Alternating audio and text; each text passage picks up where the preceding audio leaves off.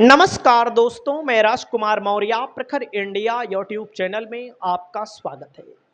बहुत बड़ी खबर आ चुकी है बिहार की राजनीति से चिराग पासवान को लेकर। जब से बिहार विधानसभा चुनाव का ऐलान हुआ है तब से सबसे ज्यादा चर्चे में है चिराग पासवान, क्योंकि एनडीए के अंदर और महागठबंधन के अंदर बहुत सारी पार्टियों का आपस में गठबंधन है, तो सीटों का तालमेल जाहिर सी बात है बैठाना होगा। इसके लिए माथापच्ची चल रही है। चिराग पासवान की चर्चा इसलिए ज़्यादा है कि लोकसभा में इनको 5 सीटें मिली थी लड़ने के लिए और इनकी पार्टी ने 100% रिजल्ट दिया एनडीए को। तो जाहिर सी बात है 5 लोकसभा के सांसद जिस पार्टी के पास है 35-40 सीट उसकी डिमांड तो रहेगी ही।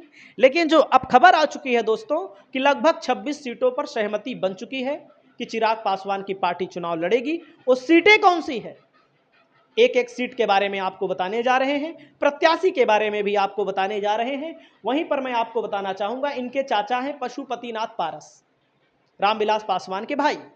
इन्होंने कहा है कि जहां जहां से चिराग पासवान की पार्टी चुनाव लड़ेगी वहां वहां से हम अपना निर्दलीय प्रत्याशी मैदान में उतारेंगे, यानी कि चिराग पासवान को हराने के लिए काम करेंगे। लेकिन मेरा मानना है कि ये चिराग पासवान का कुछ कर नहीं पाएंगे। आपका क्या मानना है? चाहे आप महागठबंधन के सपोर्टर हों, चाहे आप एनडीए के सपोर्टर हों, लेकिन मेरा खुद का मानना है कुछ नहीं कर पाएंगे, क्योंकि लोकसभा के पास इनके पास एक भी सांसद नहीं है, विधानसभा में एक भी विधायक नहीं है। बड़ी बड़ी बात करना आसान होता है, जाहिर सी बात है। दोस्तों, नीतीश कुमार की सरकार बनेगी कि नहीं, नीतीश कुमार मुख्यमंत्री बनेंगे अब की बार, कि चिराग पासवान बनेंगे, कि तेजस्वी यादव बनेंगे, कि सम्राट चौधरी बनेंगे, कि प्रशांत किशोर बनेंगे, आप लोग कमेंट करके बताइएगा। हम शुरुआत करते हैं प्रत्याशियों में।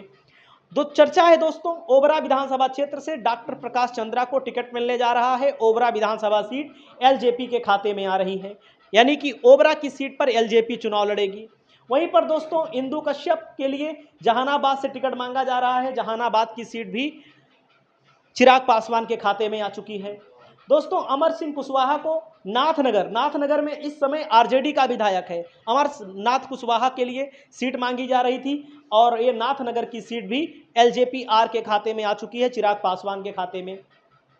और यहां पर सुनील यादव के लिए अरवल की सीट मांगी जा रही थी, अरवल की सीट भी चिराग पासवान के खाते में आ चुकी है। वहीं पर महनार की सीट मांगी जा रही थी, इस पर संशय बना हुआ था, महनार की सीट भी चिराग पासवान के खाते में आ रही है। वहीं पर दोस्तों सुधीर सिंह के लिए सीट मांगी जा रही थी, तरैया से सुधीर सिंह पिछली बार निर्दलीय चुनाव लड़े थे, यह भी चिराग पासवान के कोटे में आ चुकी है सीट।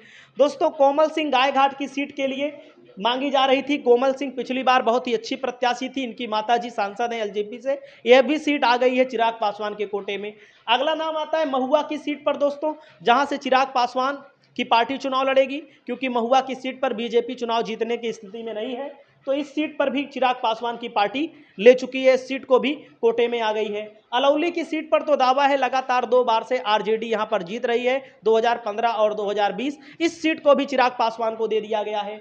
वहीं पर दोस्तों चकाई की विधानसभा सीट को भी चिराग पासवान को दे दिया गया है, जाइए ले जाइए लड़िए। और जमुई से रविशंकर पासवान यहां से चुनाव लड़ सकते हैं या संजय कुमार मंडल को टिकट मिलेगा।